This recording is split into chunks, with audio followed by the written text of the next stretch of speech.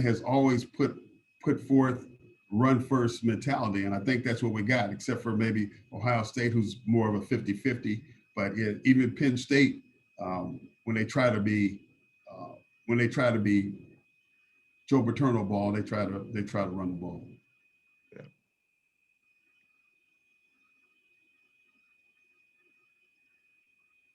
All right. Well, that's sort of all I had, but I said really look forward to having you come back. You had some really standout stars with Ngakwe, Monroe up front that set sack records for Maryland in your system. And as the recruits keep rolling in, you have some defensive line recruits that I'm not sure they're on campus yet or you've seen them, but according to the star rankings, you're going to have some material up front that is really going to be impressive, both as run stuffers and rush ends. Yeah. In closing, what's your expectation? What do you look to do with this defense in spring ball? Like we said before, first would identify the best 22 so that we can play those guys. So that's the main thing. The next thing is just get better every practice and doing what we're doing. If we're playing man, better during man, they're better in the run drills. And then at the end of the day, our individuals, those 11 or 12 individuals that we say are going to be the starters, we want them to get better. We want them to get better day in, day out. And then at the end of spring ball, we have 22 guys we're pretty happy with. We got guys that really, really shine. And then our 12 guys are going to be strong contributors. They really, really excelled during those 14 practices. Okay. I said that was the last one. I got one more before I turn over the other guys. How long have you known Mike Locksley? I don't know. I feel like I've known Locks forever, man. I really enjoy his personality. I enjoy his knowledge of football, and so I don't know. Football is dog years, so you can know somebody 6 years. It seemed like 24. So I don't know if I could put an actual time on that. I know we worked together. I don't want to start from when we worked together because we knew each other before that. So we've known each other quite a while. All right. Thanks. Good luck and welcome back to College Park. Thank you, man. Good to be back. All right.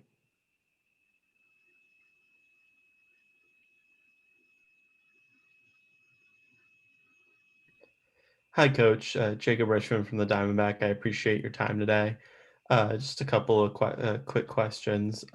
First of all, you're rejoining this program, but at one of the strangest, possible times.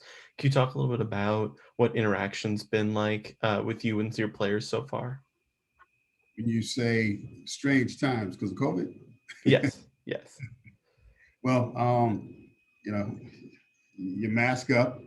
I know if you know guys who play for me, I like to put my arm around them. I like to talk to them. I like to grab them. I like to hug them. I admire, love, and respect my players in the game and what it's done for us. FaceTime has been good. I've been FaceTiming to get to know those guys because we're not always around each other. I had a Zoom, we had a few Zoom meetings. And then we do get a chance on the field to be around them with our mask on also. So that's kind of how you get to know them. Yeah, I wish we could do more things together, just not yet.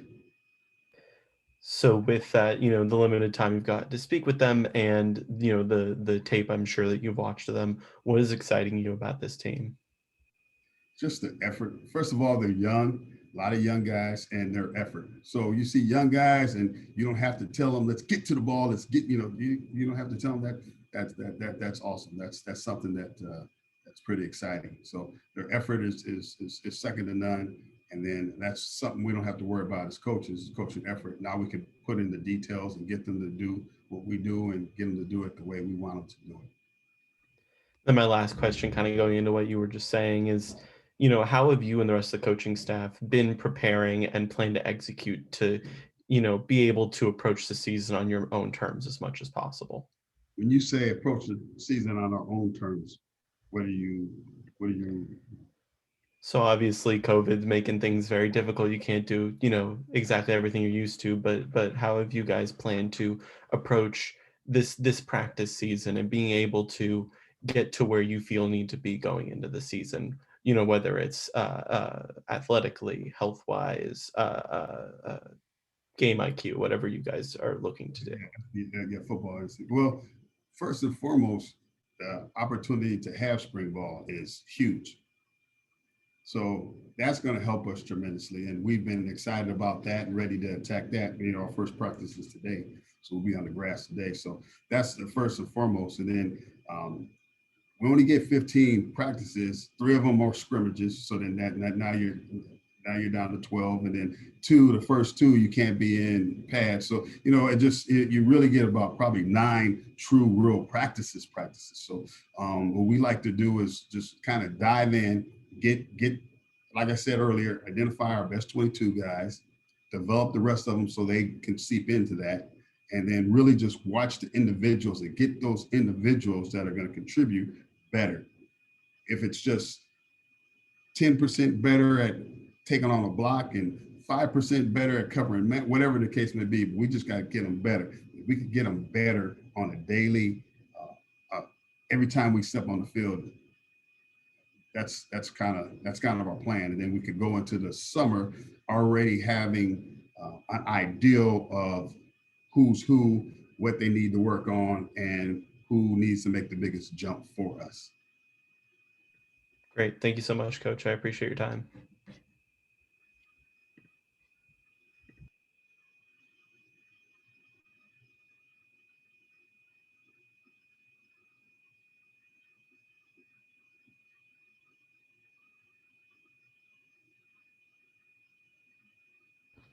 Hey, Coach. I had another question about a specific guy, if that's cool with you. I know the personnel is still pretty new to you, but Nick Cross, I think, is a guy who's really kind of continued to improve over the last few years. I mean, from what you've seen in the short time that you've been here and what you've seen on film, how much do you think he can really improve even next year and the year after that? Well, I said, you're asking me to predict. Yeah. No prediction, just based on what you've seen. I think Nick's a hard worker. I think he does a good job of being around. He's a gym rat, so he's always around.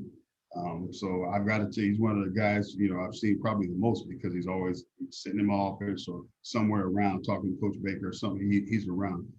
So I just think that, the sky's the limit for him. He just got to take it upon himself to do what he's asked to do as a football player, and study himself first, know yourself first. And then once he knows himself, when we start game planning for other teams, he would know how he's going to play those guys. So I think the sky's the limit for him. I think he's smart. I think he loves the game, and I think he does a good job of making himself seen and asked questions here in the building. Mm-hmm. Kind of staying with those defensive backs, Levante Gator and Deontay Banks. Obviously, you already talked about Tarheeb still, but a lot of those guys, sophomores, underclassmen, saw a lot of time in the defensive backfield. How much do you think, even though in some of the games where the defense isn't playing so well, how much do you think they can really benefit from their experiences on the field, from what you've seen and what they can really bring coming in this year?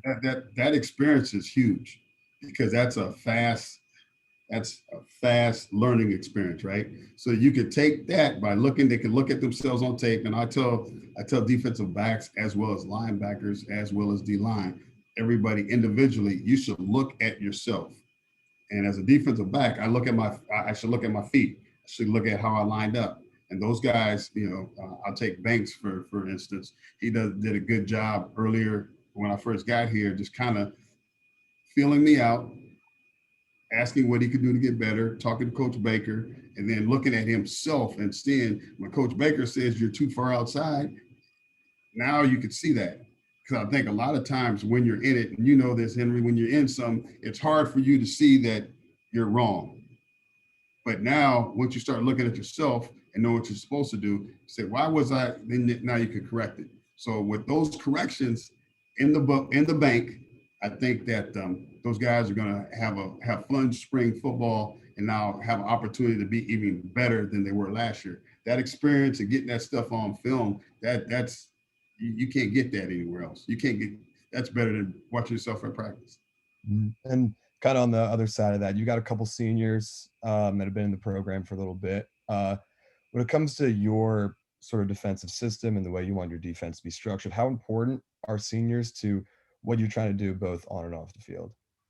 I think, you know, to be fair to everyone, it's not he's a senior, he's a junior. To be fair to everyone is because I think there's no secrets.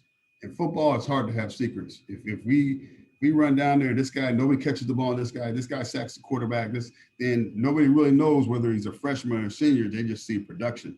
And then so that's what we talk about. That's what Coach Locks talks about.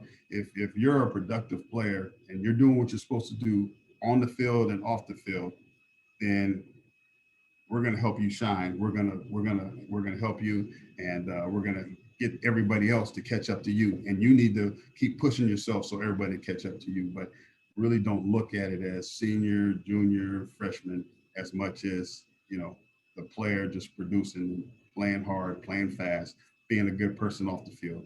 Just those things. All right, thanks, Coach. I mean, it looks like